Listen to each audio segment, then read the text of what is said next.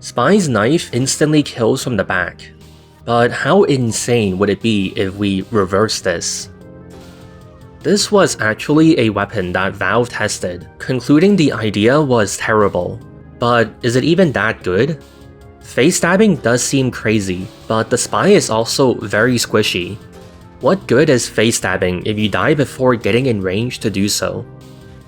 So I remade it, and found out Valve was right. But I don't think it's OP.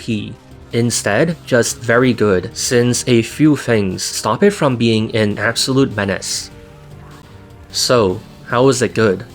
While the spy is squishy, what we learned from testing is that if a spy charges at someone, he will, more often than not, have enough health to tank what damage you can do to brute force a face stab through it, such as what happened here with these two heavies.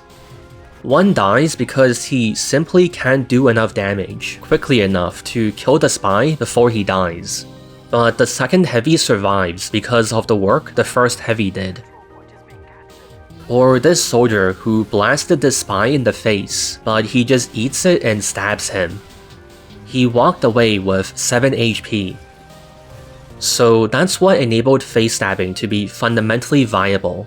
Spy has an edge. But this wasn't the strat most spies went for. You'd only get a kill or two before dying doing this.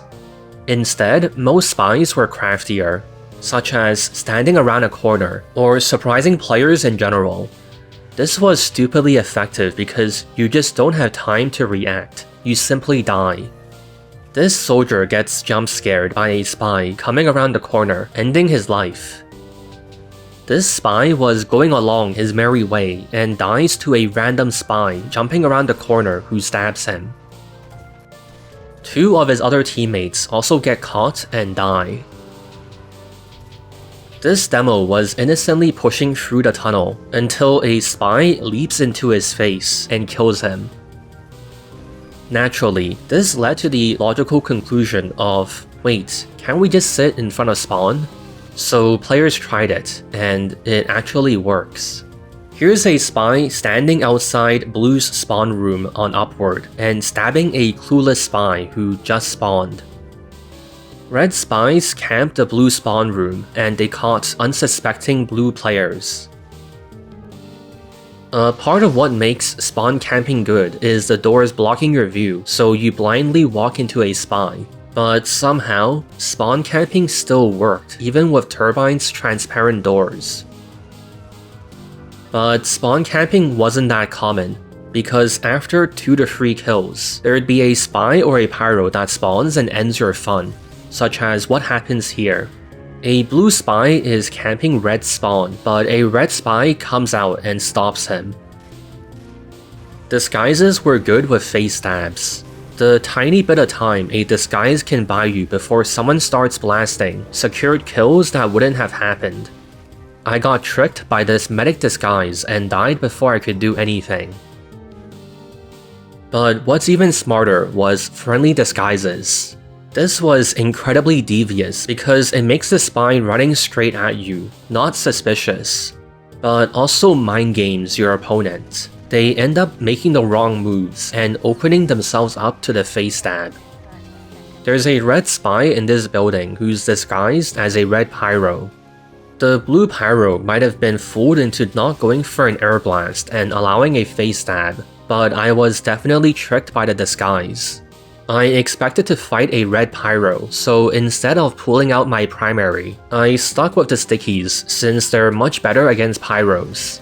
This gave the spy the chance to run at me and get the face stab. After seeing the blue pyro die, I swapped off stickies to my fully loaded lock and load, but it was too late.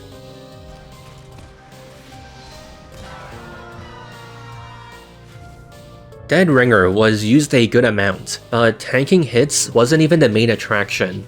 The speed boost was, and spies abused it to slam into people and face stab them. This dude gets a mid-air face stab on a scout, stabs the spy, and with the Dead Ringer's speed boost, face stabs the second scout.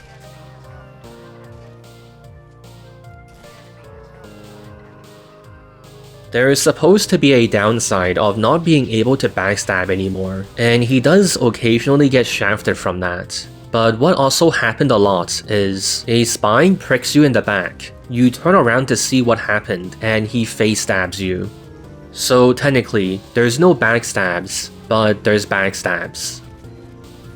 Spy had interactions with two classes that were notable as well. If there's no pyros around to airblast him, which there basically always was, he wasn't bad with Ubers, running in and cutting people down. Outside of Frontier spawn, this red spy kills 4 with the Uber. 2 medics, a pyro and a heavy.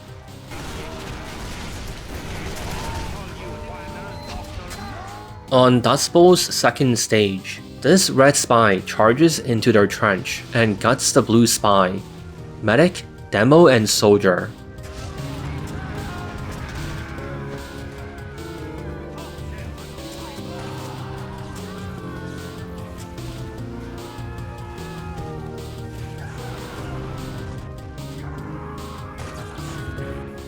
The other thing worth mentioning was teleporters. The good habits of engineer mains backfired when they got players teleported into instant death, such as what happened to this demo. So those are the many ways to die to face stabs. Players did find ways to not die to face stabs, but here's what didn't work: turning around. This can save you, but you've only won the battle, not the war. Spies can circle around you, then stab you from the front, as this spy did to the heavy here. Plus, even if he never gets to face stab you, the butter knife still does damage, and you'll still die. Like this engineer who bravely ate 4 slashes. Some people thought the Hulong heater could be a counter, but it does such pitiful damage that the spy really doesn't have to care. It was not effective.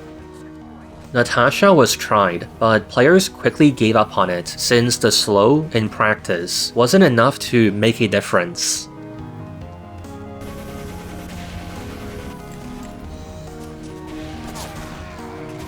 But here's what worked: Pyro.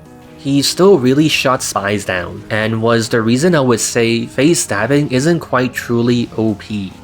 Even though he's the only counter, he still had a big effect on how much spies can do because his flames and air blast are both so effective and so easy to use.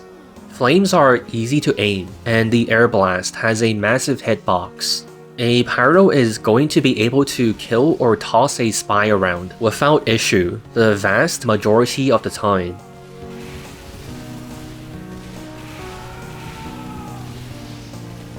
Besides the pyro, there was an uptick in players going sniper just for the Razorback.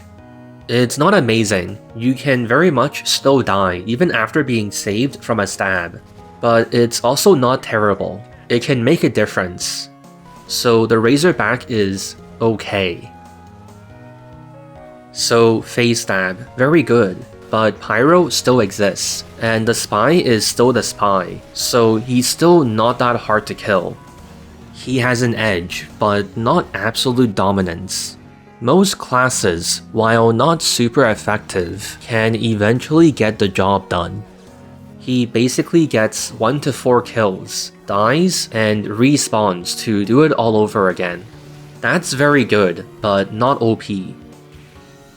After trying out the plain face stab knife, I also gave face stab to the other spy knives, and of course, it was hell.